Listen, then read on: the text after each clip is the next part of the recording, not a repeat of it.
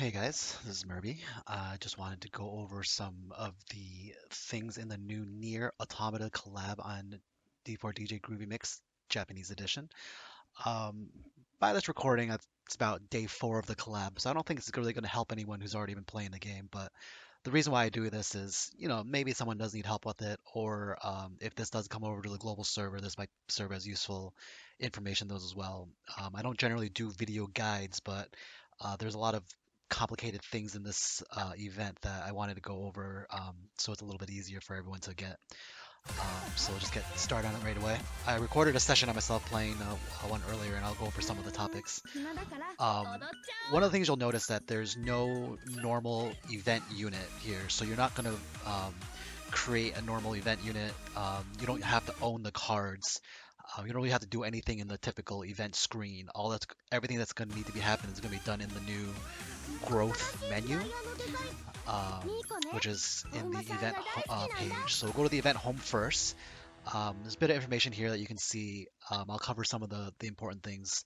Of course, we have the usual mission and the exchange up here. The exchange tokens you can get while playing the game. You'll see that soon. The All these numbers down here are similar to what we have seen in the past. This isn't the event points earned, rather this is a score. So the way that rankings work in this event is rather than trying to earn as many event points as possible, you're trying to up your party score in order to actually achieve ranking. So as of this recording, my score is here, and I'm currently ranked 135th. I was up to 50 at one point. That was kind of cool, but I don't think I'm going to last. If I can make top 10, top 1,000, that'll be nice. Um, these letters down here, for any NieR fans, they should already recognize that these correspond to endings in the game. In D4DJ, these correspond to hidden achievements, and some of these achievements are pretty obvious, but some of them, actually, I had to say, are rather complicated and difficult to get. But the D4DJ dev team has been providing hints over time, and I think probably towards the end of the event they'll probably reveal the requirements for every ending. But we have discovered every ending. I'll add a note at the end of this video, and I'll have an image with all the endings. Feel free to jump to that if you're just here for those. But the achievements generally don't really give you anything. They give you some more exchange currency. But I think it's kind of a neat thing to have, especially again if you're a NieR fan, you recognize that there's all the 26 endings. So a couple more things here. So we have two new buttons here. The button on the left here is the new parameter update menu. This is what the kind of the secondary goal other than ranking is for this type of event. You can increase the stats permanently on the 4 collab cards if you get them, or any of the 24 initial 4-star cards. I'll go over that in a little bit later. I'll go over the actual gameplay first. So we're going to go into the growth screen here. The first thing, oh, sorry, this is actually the exchange. The first thing you're going to see is this is the team select menu. By default, you start with the 4 NieR cards that you can choose for your team. Now, these aren't own cards. These are sort of you're just kind of making a mock team to play with. But the team that you choose is the only one that you can eventually buff or upgrade, I should say. In the selection screen, you can see that the text here in the middle says cards that you've owned, and the ones that that don't have that are the ones that you don't own. I only rolled Tsubaki. Um, for the initial cards, I'm still missing a few initial cards, but you'll notice that they all have these lock symbols on them except for Sora and Toa. Um, the reason why is by default, the game lets you choose. Well, the game gives you tickets to unlock members for free. Um, when you start playing the event, if you are free to play like my Japanese account is, you only get 4 tickets, so you have to choose which 4 initial cards you actually want to upgrade. If you wanted to try unlock another initial card to upgrade, you could select it, and then you use one of these um, character release tickets. So like I said, you start with 4. I've already used 2 of them. So at some point, I'll probably use 2 more. Strategically, there's no real um, downside, I guess, of choosing your cards. There's um, as you as we explain the rest of the event, you'll see how the upgrade system works. So you can kind of choose which cards you'd like to at least try to upgrade. For me, I chose cards that I've already had some um, extra training done on, so they'll be a little bit more stronger for future events. After you choose your team, the second screen here is called the action card screen. This is kind of where the strategy comes into play. You have to choose 8 cards to bring with you, and these cards will randomly be used during the actual event. These are considered your dice basically. Even though the numbers are all sitting at 1 here, any card can be randomly given 1, 2, or 3 for your dice movement. The levels here correspond to the extra training levels done. Actually, it's technically the passive skill level. So a 4-star with no extra training done is considered passive skill level 1, which is what it's shown here. This is a 4-star with 3 extra training levels, but so it's passive level 4. Now it's a little confusing because 3 stars with 4 extra training done is called level 5. And there's no other way to distinguish that it's a 3 card other than just you knowing that it's a 3-star card, which is actually kind of annoying. These are all 4-star cards here. So really the strategy here is that you want to bring cards that have more extra training done. And the reason for that is because when you actually look at these cards, they have these numbers associated with it. The way the game works is that every time you play a card, anytime for a movement, you will increase the statistics of your team by this amount. So if I were to play this Isora card, I would give every member of my team 141 heart, 141 physical. Um, these numbers are determined based on your extra training levels. I think I show here that when you're looking at a 4-star card with no extra training done, um, it you will increase it by 120 only per statistic. You'll see that with this Ray card here. For cards that this is max level at level 80. When you look at a level 1 card, even a 4-star card, it's only increasing a tiny amount of stats. So you do want to make sure you level up and do extra training as your resources see fit. Um, Different levels of extra training, as you can see, give different level of buffs. Um, and then I don't remember if I show a 3-star card or not. I don't think I do. I'll post in an image of the actual statistics here so you can take a look at the level of the card, or I should say the rarity of the card, the extra training done on the card, and the statistics involved. Now, another thing that's important to note is that when you play a card, if you have that same character on your team, that character will get a additional 20% power bonus when you use it. So for this run, I'm going to be doing a Tsubaki boost, and you'll see that I'm placing in Tsubaki cards on my team. So I've already placed this the 4-star initial and then this 4-star onsen card. Um, Now the another thing is that if you have a NieR card, like I do with the Tsubaki here, it adds a additional 10% bonus to everyone on your team. So if you do roll the gacha and you do get any of these cards, these are definitely ones that you want to have to play, even if you don't have extra training done on it yet. Um, an extra NieR 4-star card is basically a equivalent of a other 4-star card with 1 extra training done. But again, with this card, Tsubaki would also get that 20% bonus, so it's a good idea to use it. So I'm bringing this one along. You can only bring 3 cards of a character. So you see this here, I can't choose any more Tsubaki cards. Um, a strategy you could potentially have is you can fill out the rest of your cards with um, members of your current team. So I could have used more Rondo cards. But for my strategy, for what this run I'm currently doing here, I'm going to try to boost only Tsubaki as much as possible. So I don't really care how much the rest of the members get. So rather than choosing Rondo cards, I'm going to choose cards that have the most extra training done on it that are still max level and 4-star. So I think ultimately I end up with this. So So I see you said I have the 3 Tsubaki cards, and I've got the 5 other cards. Asura's a +3, the rest of them are all +2. Obviously, this is a bit of a whale event, so if you have +4s, then you're going to be a bit better off. The boost does have diminishing return on it, so it's not like having a +4 gives you that big of an advantage, but it is a tiny bit more. So once you choose your team and once you choose your action cards, you can start playing the game. By default, every time you start a game, it costs 5 voltage. Um, During the login campaign, you do get tickets that you can use that basically let you get into the game for free. So I think we get 7 tickets. So essentially that equals 35 voltage. We also did get a ton of these limited time voltage cans during the course of this event, during the course of the Silver Week daily missions. So there's a lot of voltage available. So you don't need to fret too much about spending this.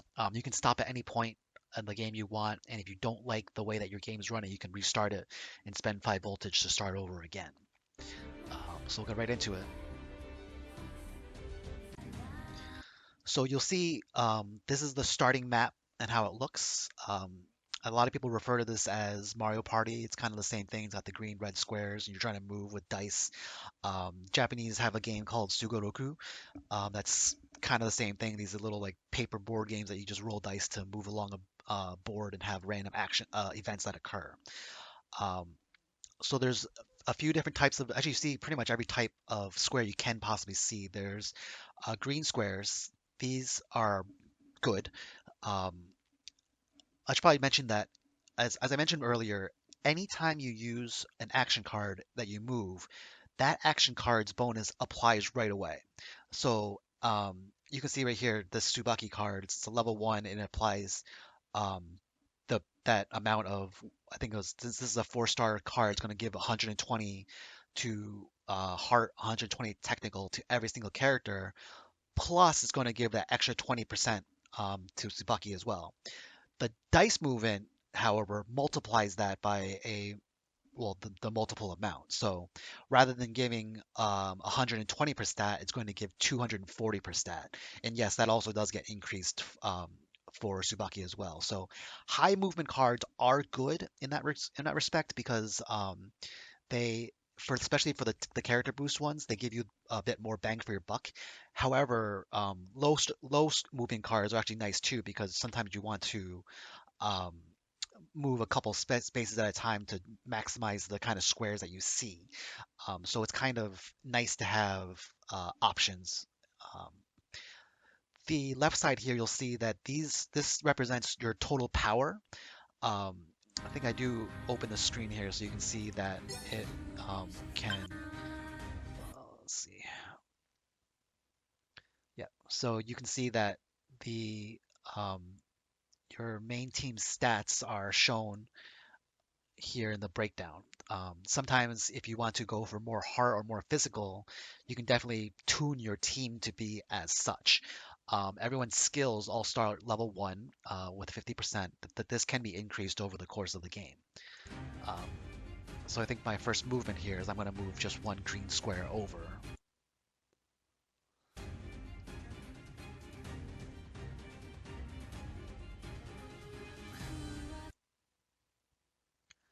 So every time you hit a square, you'll see a little mini event, which is a small conversation, and then you see 2 different screens appear. The first one just says that everyone gets some kind of buff, some increase in power, and this is because this is what happens when you use a card. So by using that card, everyone's stats increased by whatever that card's amount times the amount of movement done, and of course, if there's a character bonus, that would get applied as well. The secondary effect is based on what square you land on. So for green tiles will give you a 250 parameter bonus on top of, or randomly to whatever that card um, gave. So for this Maho card, um, she boosts technical and physical.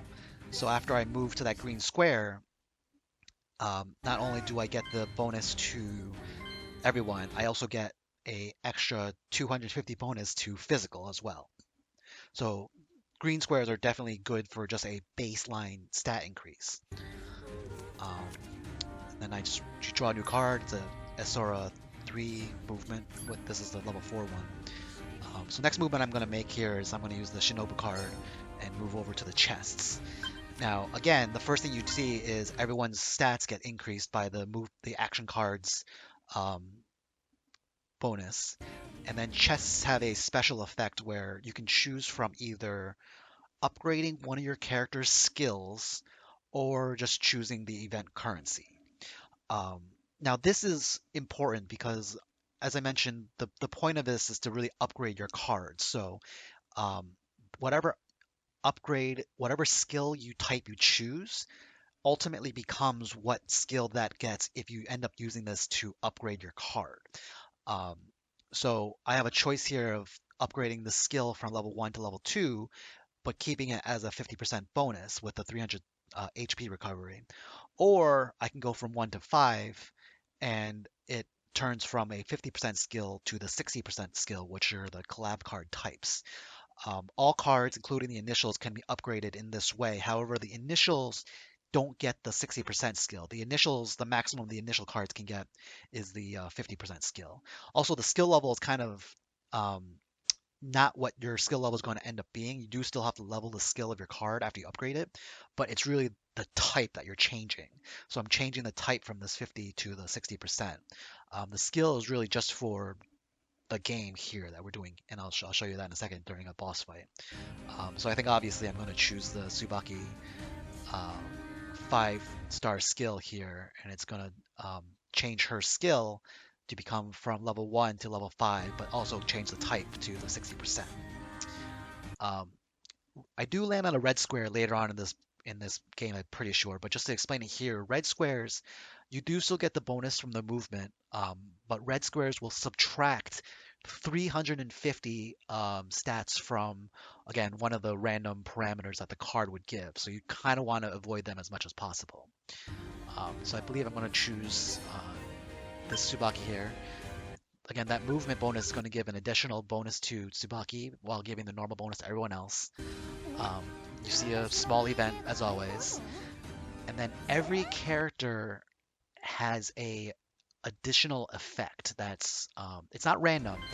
Well, most of them aren't random, but they have some kind of benefit to them, except for a couple. Now I'll link an image of the bonuses that we've on Discord have discovered for everybody. So for the most part, everyone gives you some kind of increase or some kind of buff. However, of course, Kurumi and Miko will have a random chance of giving you subtracting a buff instead, but they can still buff you. So it's not, I wouldn't say it's 50-50.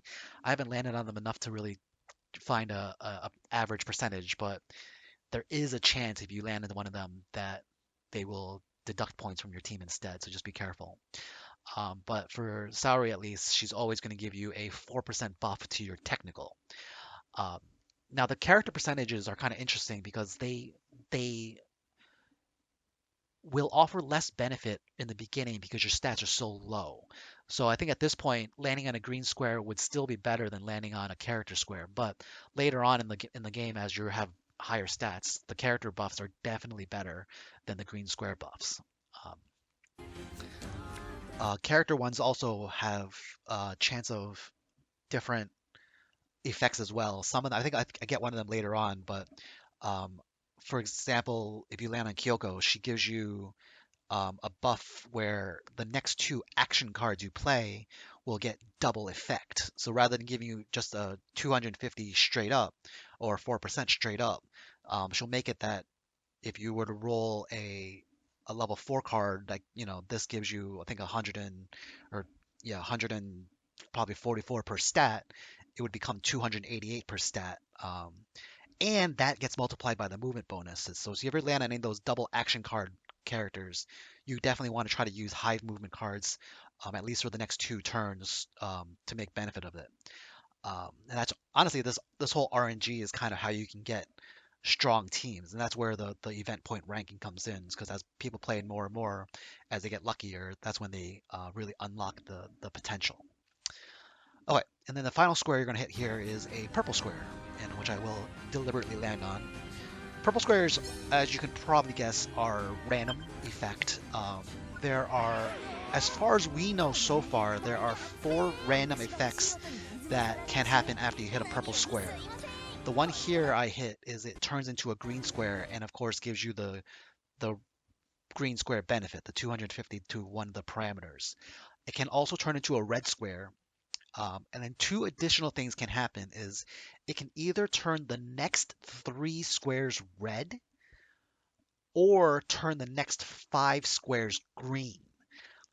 So those are the 4 effects that we've seen so far. So you can kind of, if you have a chance to, or if you're required to, you can try it out. If not, just don't risk it, but it can be beneficial. So now I'm going to roll this Toa card too, of course, to move on to the green square. I didn't mention it, but if you land on a gray square, you don't get any additional benefit, but again, you do still get the movement benefit. You're always going to get the movement benefit every time you use any action card. Um, so I have a choice here. I can move onto the chest, or I can just move directly to the green square. I think essentially my strategy was I would move to the green square because I can save my 2 to land on Yuka. Um, and because my whole point of this run was to benefit Tsubaki, she already got the best skill and the highest level already, so there's no point in me really getting more chests, at least for this run. So I'm going to move Tsubaki with the Tsubaki card. Everyone gets the bonus. Everyone gets a 250 bonus, and then I'm going to use the move on to Yuka. Yuka's going to give the buff to, of course, physical, because it's Yuka. And luckily I got a 1 card, so I can land on this green square. I mentioned this later in the video, or at least I show it later in the video, but I will mention it now. You can reset your hand by spending voltage. It costs 1 voltage to reset your hand. You just throw your 4 cards in, and you get 4 other random cards with random numbers on it. You can only do that 3 times anytime you play this map. So you gotta use those resets wisely. So now we are 1 square away from the boss fight. No matter how many squares you move, or at least how many squares you try to move, you're always going to stop on the boss square.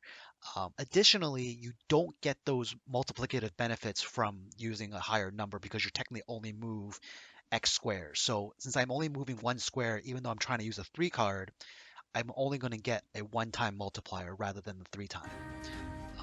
So you can't be tricky about that. But at the very least, using up those 3 cards, especially if you have another one, is a good idea because, again, low cards are kind of more valuable in general. You do kind of want to have a 3 card around. I mean, you want to have 1 of each around if possible, but rotating the cards out, recycling the cards is definitely a good strategy to have. So now we're going to go into the boss fight. Really, the boss fight's point is to just score a certain amount. This is kind of just for errors. It's not particularly hard to do. You can do it if you have like really bad RNG. I think you have to effectively try to fail it.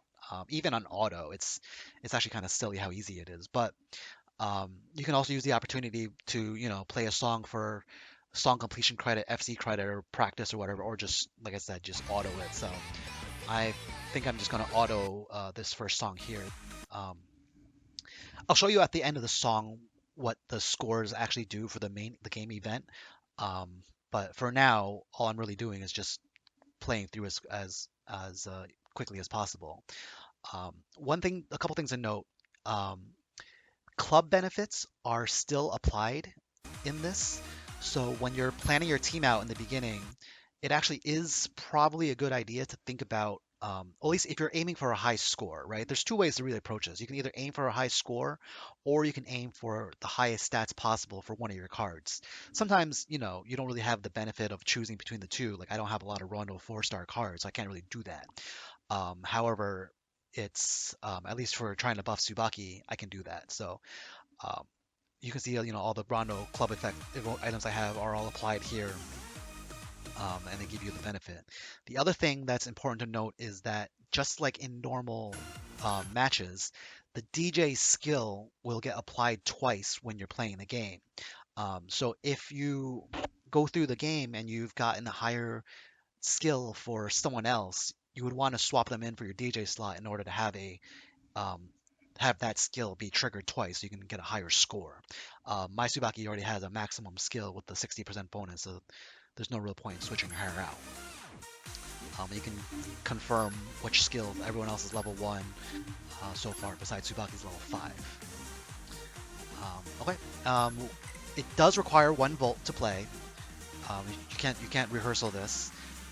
Extra volts do not give you any other kind of benefit. All it really does is gives you more of the usual stuff. It gives you more EXP, like player EXP. It gives you more bond, of course, and it gives you more event rewards, like the pieces and event currency that you get at the end of the song. So generally, there's no need to play with any more than 1 volt here, unless you're trying to burn volts.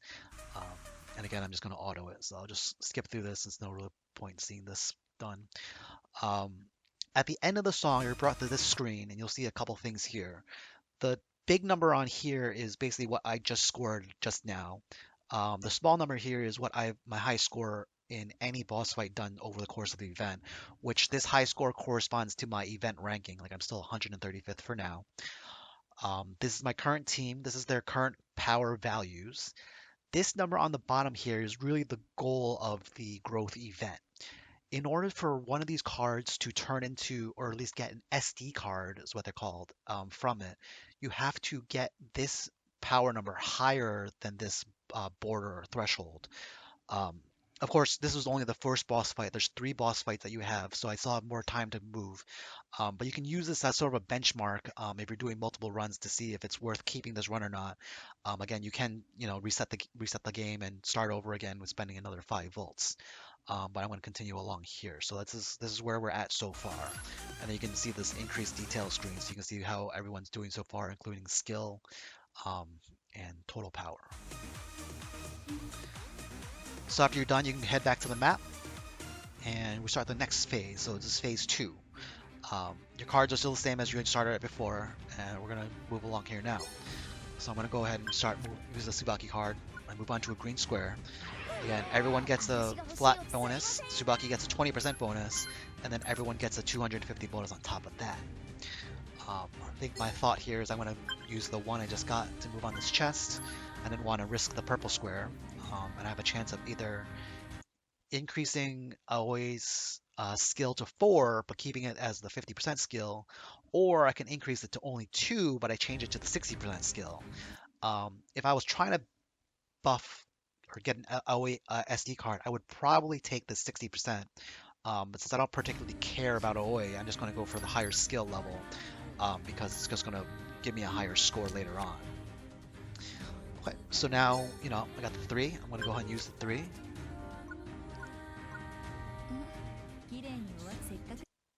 I'm going to use the 2. And then now I'm going to use another 2 to move on to Tsubaki.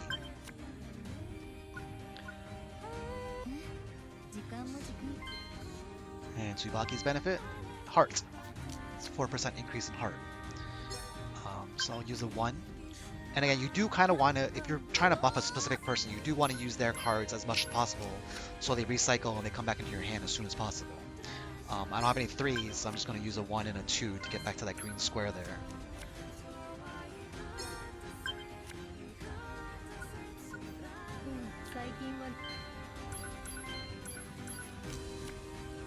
I think my thought here is I'm going to go ahead and move on to Rinku, so I didn't want to waste the 3 later on. Rinku also gives 4% to heart. And then now I can sort of think about this. So I can use the 2 to move directly on the square, or I could use the 3, which gives the boost, but again, it only counts for a 2 square movement. Again, this is a NieR card, so it does give the extra 10%, so it's good to recycle those as well. I think my thought is that I was going to use the 1 after the boss fight, and then probably use the 3 to skip this thing. So that's why I don't use the 3 here. Purples can be scary, so I wanted to avoid that. Same thing here. I'm just going to auto it since it's the second boss fight. There's really no need to high score either of the first 2 boss fights. So this is where we stand after the second boss now. So, you know, obviously my score increased because, well, everyone powered up a little bit. This is where I am in terms of the play. You'll see that Tsubaki is sort of pulling ahead from everybody else due to all the Tsubaki cards I've been using. Um, and that's how that works. And then we move along. So, like I said before, I'm going to use that one space to move the green. I'm going to go ahead and skip the purple square because I don't trust it. So I'll use the 3 card.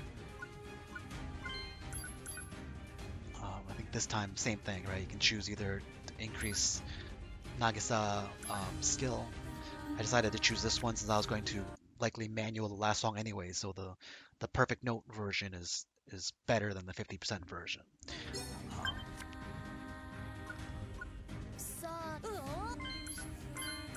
Use the 2 there. I have a chance of using a 3 or the 1. I think I wanted to keep the 1 because I didn't have any others, so I just used the 3. And again, I don't really need the chests.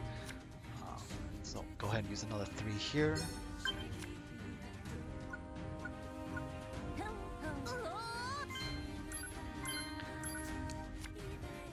And this is actually kind of interesting now, is I don't have any 2s, and you definitely want the 2.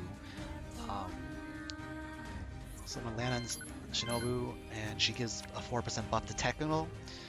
So I pop the 1, because at this point I have no 2s, I don't want to reset yet, so I'm going to go ahead and risk the purple square. Again, this is the screen that shows you if you can spend 1 voltage, and you have 3 total chances of doing this per map game.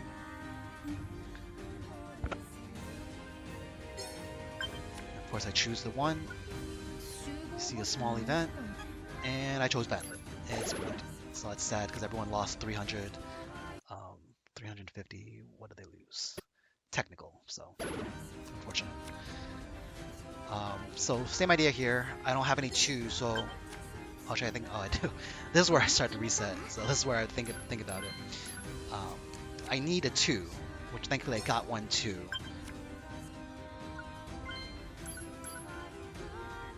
Same thing, I can buff hero skill now, so I just go ahead and choose the highest one I can get. All 3s, which is sadly normal for this runs. Go ahead and reset it once. I'm honestly looking for a 2 and a 1 was my thought as I was doing this. Unfortunately, this randomness is random, so it's unfortunate that I don't end up pulling a 2. So I just go ahead and just use the 3, land on Kyoko. Kyoko is one of the 2 that gives action, or one of the few that gives action bonuses. So you'll see she gives a 2 times bonus for action bonus card, and then she does the same thing. So she gives you 2 buffs of action card 2 times. So this is the first one was 2 times on your next card. This one's 2 times in your after 2 turns card. Unfortunately, I'm right at the end, so usually those kind of cards are really nice in the beginning of the game. So if you look at the character bonuses, if you get, you know, the Kyokos are the ones earlier in the game, you can actually increase the buff. But regardless, I'm going to go ahead and make use of the buff, and I pop the Tsubaki 3 movement card. You'll go see I see go from 344 all the way up to 361, and that's without any kind of green bonus. So that's actually a huge bonus. There's no point in changing Tsubaki's skill, so I just pick an event currency. Now I have 1 more bonus left to use, so rather than using this Tsubaki card, which honestly I probably should have used, I think I used the 1 movement here so I can make use of it and then also make use of the other one. I don't really know which the math would be better. I've probably done the math by now, but ultimately for this run, that's what I chose to do. So going to the last battle here now. So the last battle is pretty much what you're going to do when you're trying to get your highest score. So at this point, you really want to manual this song. You want to choose high scoring songs. These are just, well, I think this is my multiplayer set list, so this doesn't have some of the other songs, but Love and Devil is one of the nicer ones because it's an easier 14. It's a short song, plus it scores very well. This song scores even on hard mode. So depending on your level of play, you can still choose this in hard and get higher ones. If you need other options, you can always find us on Discord and ask. We can give you options to choose from but I choose Lover Devil and I play this one manually. Again, if for some reason your DJ skill isn't fully maxed yet, you do want to swap the members around so your highest skills on the DJ slot. You'll see that she's still level 5, Nagisa's 2, Hero's 4, and Aoi's 4 as well. So not all maxed and not all powered. You need 1 voltage to play, so I go ahead and use one of my limited cans to use. And I play it. Alright, so after the song's over, you are brought to the usual post screen. Now this screen here, I'll explain in a second, but this screen is the normal screen. So this is where you'll see your, this is the high score you got. I didn't nearly reach my high score, probably do that red square amongst other RNG. This number has now red, and this means that this card has exceeded its threshold. You'll see that no one else has increased or exceeded past it. So that means I am going to receive an SD card for Tsubaki. I actually already had one stored from a previous run, so now you can only hold one SD card in your possession at any time. So you have to choose which one to discard or which one to keep, really. So obviously, if you look at the numbers, this one's the one I just got is better by far. So I go ahead and choose this one, and I go ahead and just ignore the other one. That one's going to be gone. So after you're done, you pretty much just go right back to the event home. From here, you can go to the growth menu and start another game, but now I'll show you the parameter upgrade screen. So in the parameter update screen, you can apply SD cards to any card that you own that is max level and that you have an SD card for. So if you saw it earlier, I do own and I have unlocked a Sora, but I don't currently have an SD card for her. I do have one for Toa that I got earlier, but I'm showing you the one I'll see for Tsubaki now. So if I want to apply the Tsubaki one, you can see the differences from your current card. I actually got a really good run a couple days ago, so I'm going to not upgrade it. So I'm keeping this the run I had earlier, but the run I just got is decent. It has parameters in different spots. The skill's the same, so that doesn't really matter. So it's a nice option to have. So I don't use it right away, but if you do get an SD card and you're not sure if you want to use it, you can always save it. We assume that the growth event type is going to come back in the future. We don't know when, we don't know how, we don't know if you can upgrade every card that's been upgradable in the past, or they're going to give you a new pool of cards to upgrade. We don't know anything. We don't even know if you can keep the SD card after the event's over. So just be careful, I guess. If you have an SD card you're unsure about, you can always apply it and then just store a second one later on.